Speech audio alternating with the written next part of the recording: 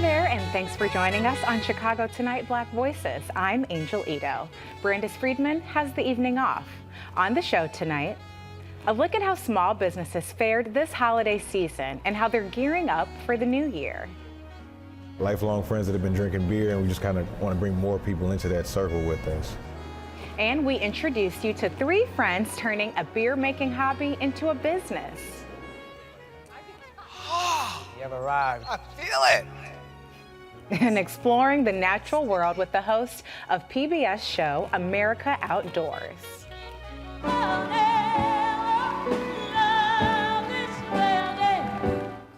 And music icon Dionne Warwick is one of this year's Kennedy Center honorees. We revisit her performance on Soundstage.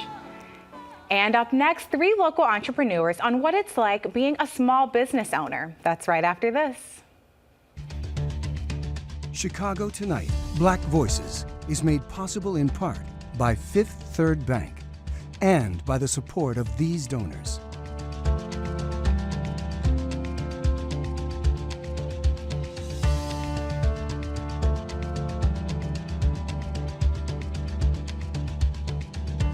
At Fifth Third, we believe when diverse voices are heard and empowered, communities are made stronger, lives are made better, and the future holds greater promise for all. That's why we're proud to support Chicago Tonight Black Voices. Together, we can make a difference. Together, we can drive change.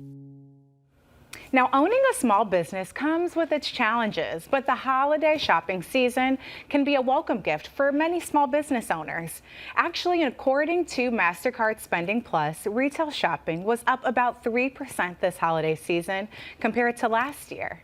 Joining us with more are Nika Vaughn, founder of Plant Salon in Westtown and Bucktown, and Marva Cooksey, founder of Next Up Man in Bronzeville. Well, ladies, thank you both so much for joining us. Let's start with you, Nika. So tell me a little bit about what you're offering to folks in Westtown and Bucktown.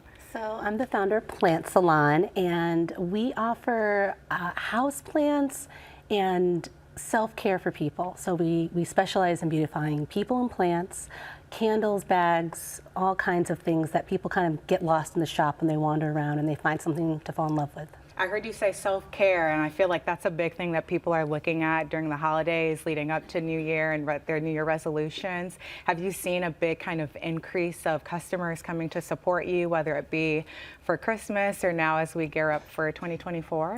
Definitely for the holidays, we had a lot of folks that were focused on gifts. So like they totally appreciated self-care and they wanted to share it. So they came in thinking of people. We had lots of stocking stuffer oriented people coming in like, I need 6 things. I'm like, these are the people.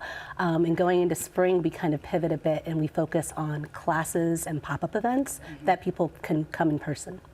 Now, Marva, I understand that you have a little self-care that you're working up for your folks as well. You have a spa that primarily provides services. Have you seen kind of an influx in that of people looking to get into their health care with you this holiday season?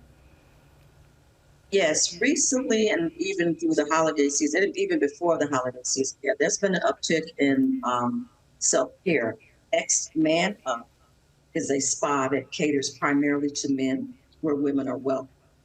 So our self-care includes any grooming services that they might need, such as haircuts and locking of the hair. We also offer manicures and pedicures, facials, massages. I have a steam room here. I have a rain shower here. We do waxes. And I also even have a liquor license here for those who just want to kick back and just have a drink. Relax. Of course, a little bubbly when you're getting your hair done is nice. Yes, I understand. But I do also know that there are rising costs for essential goods of just what it costs to get your hair done, maybe the products that you're using. Have you seen that kind of take issue in the work that you're doing of maybe how people are utilizing the services that you offer? Not at all. My clients are primarily men. So this is not a beauty shop at all. We don't even service women when it comes to their hair, not unless they have a cool cut or a short cut like I got. But as for product prices increasing, no, not at all. Now, Nika, going back to you, how are you tailoring your business, like looking into the new year, right? And offering those self-care services for folks that, like I said, are done with the holidays but have their resolutions. To kind of like move on from stocking stuffers to wanting to like get their hands in it and like talk to people. So we focus a lot on workshops, Plant Parent 101 classes. We have a lot of other small businesses that will use our space for their own team building events. And so it's more ways to introduce people to our shop. Wow, that's so cool. Would you say that you're seeing an increase or decrease in those services with the weather also? Because Yes. I would wonder how those classes specifically help people get in tune with their plants. I'm not a plant girly, so I know I would need That's a class what or crystals two. are for, crystals and candles. Oh, You know, wow. you bring a little nature and stuff. Oh, okay, wow. But we definitely have people that going into like, you know, January, February, and March, they want to get out of the house, especially in Chicago. It's just gray. So anywhere where there's lots of, you know, we have 12-foot tall monstera trees and it feels like a jungle. So coming in, the people will set up sometimes a party and make it, you know, they'll have bubbly there, but they'll cut plants, we'll pot plants, they meet new people, and it's a chance for them to kind of have this great activity to look forward to. And would you say that people are looking for those kind of New Year's sales and deals, or how is that kind of impacting the business? Definitely gift cards was huge for us. I think people that were like wanting to support small business and thinking like, I don't even have time to go buy the candle, buy the small house plant, but I'm going to go place an order online. And that was really huge for us. We really appreciated the support. And then we sell our classes also are virtual and in person. So they're online and in person. We try to be flexible. Wow. Now, Marva, how would you say that your business has expanded beyond the storefront when we think of maybe people were coming in to get their hair together for the holiday parties, but maybe leading into the new year, they're not in the salons as much? Oh, no. For the New Year's coming up, the spa is busy. Because we're not a salon. We're busy because the guys are coming in to get their manicures and pedicures. They're coming in and get their facials. They want to look good for the new year. So no, during this time, we have an uptick in business. It's not down time at all. Not at all. This is one of the best times for my spa, most definitely. And also, as she was saying about the gift cards, we definitely sold quite a bit of gift cards this season. Most of the people were coming in for packages. They weren't just coming in to get just one service for whoever they're personally were buying for, but they were even purchasing my top priced package, which is $350. The manicure, pedicure, facial, massage, steam, rain shower. Wow. So quite a few of those. But yeah, and gift certificates really helped me this season. People came into the spa because some of them wanted to have an actual gift card. But you can also purchase my gift cards online. So I did see it online purchases and also people walking into the store, walking into the spa. Yeah, well, thank you for correcting me. When I think of, getting your hair done, I instinctively go to a salon, but it sounds like you have a great deal of services that people can take advantage of. Are you offering maybe sales for the end of the year or things that people can look forward to for discounts for the beginning of the year, or what does that look like for you? Well, for the whole entire month of December, it's always been like this. So my first time clients automatically get 15% off. And that's our way of saying thank you and welcome to the Next Man Up family. So that's on all the time. Everyone always gets 15% off for my first time clients. So that's the big thing. And then also my packages are definitely discounted. Absolutely. Bought it out of card. But the packages are discounted for the men. Now we're running out of time, but Nika, I just have one more question for you. You all have both mentioned that people can utilize your services by getting gift cards online or kind of supporting online, but is there anything that you're doing in the new year, whether it be a pop-up or a partnership with a local business or anything to just kind of get people more interested in what you have going on? So we sell plants and we grow plants. So I curate my collection. You can come in and see me and my spouse in there, like potting and growing it. And so people will come in looking for like our more limited edition ones. We call them the private collection plants. And so going into spring, it's time when plants grow. Okay, well, I might have to get in the get up there and get a plant. Well, thank you all for joining us. Up next, meet the founders behind a Black-owned brewery.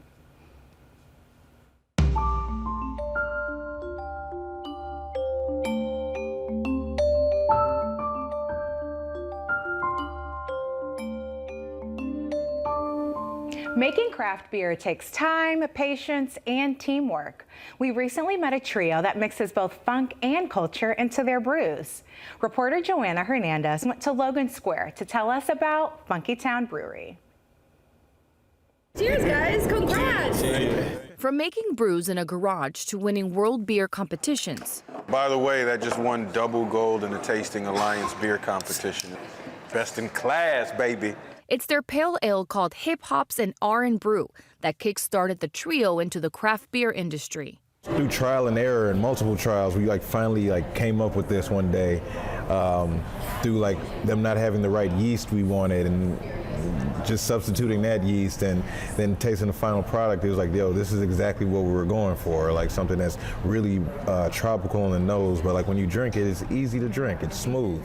We sat down with Rich Bloomfield, Greg Williams, and Zach Day to learn more about their journey. But we're always the only black people bringing craft beer to parties and stuff, so we just kind of noticed there was a lane there, an opportunity for us to explain beer, the taste, the aromatics, the why, the labels to these underserved groups. What started as an idea in 2017 became a reality when they founded Funky Town Brewery in 2021, landing a spot at Pilot Project Brewing, a communal brew house that makes and sells their beer. We wouldn't want to just be put in a box. So funky, generationally, the word has always had a positive connotation, whether it's with music or something creative.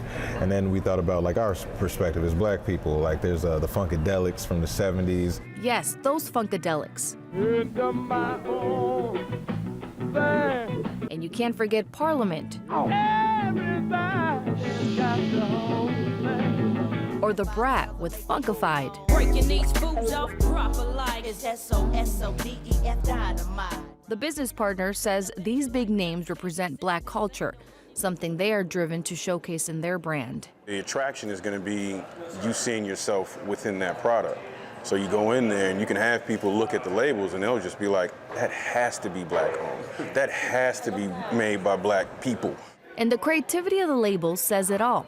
Some inspired by Chicago with names like Woo Wop the Bam, and Amber Ale that is a Chicago slang word meaning so on and so forth, or their seasonal homecoming brew, representing the spirit of historically black colleges and universities week. How would you describe this one? Medium bodied, a little bit more sweeter. Those are good. Damn! The friends say it's taken determination and sacrifice to turn their dream into a business. I've seen them from the beginning being these goofy, funny little kids to being responsible, having good paying jobs in their lives, and also doing things that they probably thought they'd never do, which is make beer. Trailblazing their way into the industry, hoping one day to open a storefront of their own. It's not just for us breaking barriers as brewers, it's about getting more people into it as well and seeing themselves in that space. For Chicago Tonight, Black Voices, I'm Joanna Hernandez. Wow, looked very tasty. Now, Funky Town's beers can be found at over 100 locations in Chicago. Up next, Brandis Friedman and exploring the great outdoors in a conversation recorded earlier.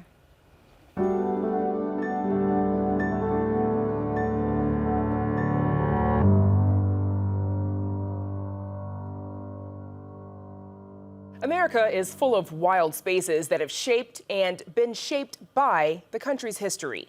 In the PBS series, America Outdoors, host Baratunde Thurston explores our country's relationship to its natural places. In its second season premiere episode, Thurston goes to church on the Swanee River. Here's a look. Is your congregation, your human congregation, are they used to this now? Do they look forward to it? Or oh, Reverend's taking us back out to the swamp again. Here we go. No, they look so forward to it. Yeah. We've gotten so many people that come out and really enjoy these services. We've been doing it for almost 3 years now. What is the difference in terms of your experience of the sermon? How does it feel different to do it outside versus inside? Well, definitely, I feel like outside is more of a spiritual connection to nature itself, trying to get back to what God intended. There's times where you can feel like you're isolated because you're only inside. So coming back, it's like reconnecting. And joining us is the show's host, Baratunde Thurston, who is also a writer, comedian, and podcast host. Baratunde, welcome. Thanks for joining us. Hello, Brandis. Thanks for having me. Hello, WTTW, Chicagoland. That's us. That's us. So that scene with the congregation in the opening of that episode, they're singing the Negro spiritual, Wade in the Water, overlooking the Okefenokee Swamp. Now, I grew up in Mississippi and in the church as well, and this is not something that most of us see, certainly not on a travel show. What did visiting that service teach you about America? Yo, it taught me that the critters and the wildlife and the plant life are as much a part of this country as the people. It taught me that some of our greatest heroes and climate heroes in particular are very unsung, poor Black folk in the southeast of this country. And it taught me that swamps can be beautiful, beautiful places. I think of a swamp as something that's negative. You want to drain the swamp. There's monsters lurking in the swamp. And Okefenokee is a magical, beautiful place, doing a lot of work to help preserve what remains of our stable climate. So there's layers to that swamp and to my visit there, especially with the Reverend and his congregation. And you visit more than one swamp as well. Let's talk about the name America Outdoors, because, for the purposes of this show, what qualifies as outdoors? Because in the first season, you visit the LA River, which is not technically a river, so the definition isn't strictly natural. So as an LA resident, new though I am, I must defend my area. The LA River is, in fact, a river. It is navigable. I kayaked it. I fly fished on it. I caught a big, slimy, but very large, beautiful carp. So don't be talking trash about my trash-filled river. That's number one. My apologies to the river. Thank you. Thank you. So what qualifies as outdoors is a really good question. Anything outside your door. We did a whole episode on LA in our first season, and we focused on backyard gardening. We looked at hiking within the city limits and within the county limits. So you can have something in your windowsill and you're growing herbs or flowers or feeding birds, and that's your way of connecting with the outdoors. That is just as valid as the time I spent in Utah in Big Cottonwood Canyon, rock climbing with the legendary rock climber Nikki Smith, which is coming up on a soon-to-air episode for the Utah episode. Everything in between those 2 points is outdoors. If it involves going outside your door or your flap, or if you still live in the 70s, those little bead doorways, whatever it is that separates inside from the outside, you step outside. The show is about you and your connection with that world outside. Outdoors you are. Your show makes me think of this other couple, a Chicago couple, and on social media they call themselves Black People Outside, and they're always doing something outside, whether it's, hiking, and they have to identify as Black people outside because we all know there's a complicated relationship that Black Americans have with whatever outside is. So do other marginalized people. Tell us about that complicated relationship that we have with the outdoors. Yeah, thank you for bringing that up. For some of us, the outside was a forced labor camp. For some, it's a site of torture and death and pain. For some, it is a sign of a site of injury and a physical brokenness. People who have fallen off of things and injured themselves doing beautiful outdoor activities. And so we don't shy away from that in this show. This is largely a celebration. There is much to celebrate about the human connection to nature within this country and honestly beyond. But the idea of some acknowledging the hurt that has happened in the outdoors, the separation that we've experienced through commerce and capitalism, but also through policy, through redlining, through all sorts of discriminatory practices, not just on the racial front, but gender, and certainly with abilities. I spent some time traveling this country. I've gone whitewater rafting with a paralyzed man, mountain biking with another paralyzed American. Folks are capable of a lot more when we open up those doors to the outside and make sure they're accessible to all, so we can all appreciate that connection and preserve this planet, which is my favorite planet to live on. My favorite planet, too. All of that said, what does it mean to you as a Black man hosting this kind of show? It's fun. I mean, it is. I grew up in D.C., I grew up in Chocolate City, and I grew up with access to the outdoors. My mother was a Sierra Club member. She was always taking me and my friends on bike trips and camping trips, in part to get us out of the hood situation and the threats from cops or gang members or what have you that was going on. So it was a nice escape. And it was bonding and it was fun. You could play tag and you scrape your knees and all the things that kids love to do. So for me to be somewhat grown now, to be able to play in the outdoors and make this show brings me back to that childhood. To be a Black person doing it is a constant reminder that we have a right to these places, that as much as there is pain and torture tied up with our experience on this land, there is also liberation and joy and healing. And we brought a lot of a natural connection to this place when we were brought here. And so to tap into some of that affirmative connection that we have and get through some of the traumatic connection, it's been a personally beautiful and healing experience for me. Baratunde Thurston, thank you so much for joining us. Thank you for having me. Back with more Chicago Tonight Black Voices right after this.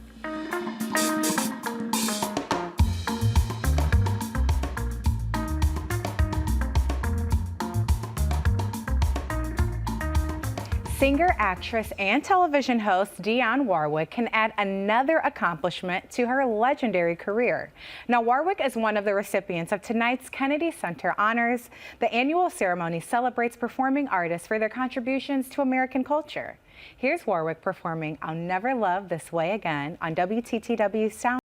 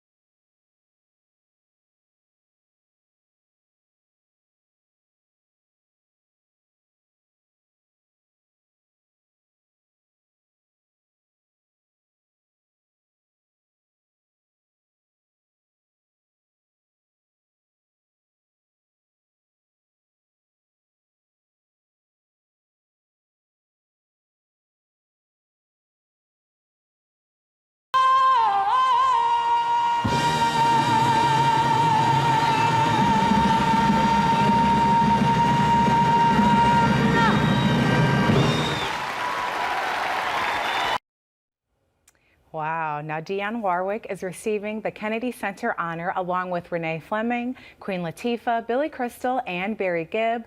The ceremony airs tonight at 7 p.m. on CBS. And that's our show for tonight. Be sure to check out our website, WTTW.com/news, for the very latest from WTTW News. And join us tomorrow night at 5:30 and 10 for Chicago Tonight Latino Voices. Now we leave you with a little celebration from the DuSable Museum on the second day of Kwanzaa. Now for all of us here at Chicago Tonight Black Voices, I'm Angelito. Thanks for watching and have a good night.